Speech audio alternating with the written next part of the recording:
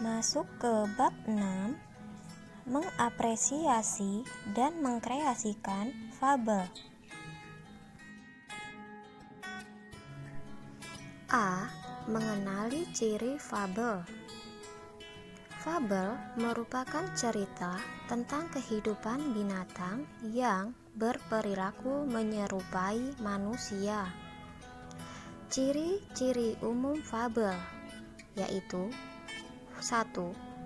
Fabel mengambil tokoh para binatang.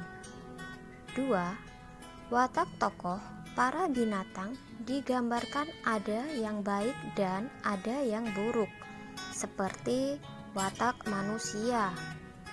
3. Tokoh para binatang bisa berbicara seperti halnya manusia. 4. Cerita memiliki rangkaian peristiwa yang menunjukkan kejadian sebab akibat. 5. Fabel menggunakan latar alam seperti hutan, sungai, kolam, dan lain-lain.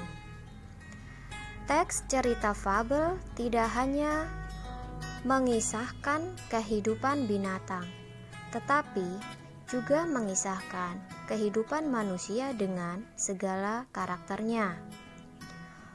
Fabel sering juga disebut cerita moral karena pesan yang ada di dalam cerita fabel berkaitan erat dengan moral. Ciri bahasa yang digunakan dalam fabel. 1. Kalimat naratif atau peristiwa. 2. Kalimat langsung yang berupa dialog para tokoh. 3. Menggunakan kata sehari-hari dalam situasi tidak formal atau bahasa percakapan.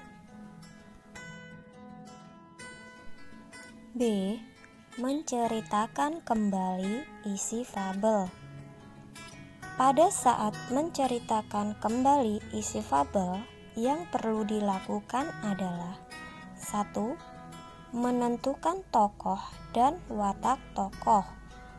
2. Menentukan rangkaian peristiwa. 3. Menceritakan kembali isi fabel. 4. Menelaah struktur dan bahasa fabel.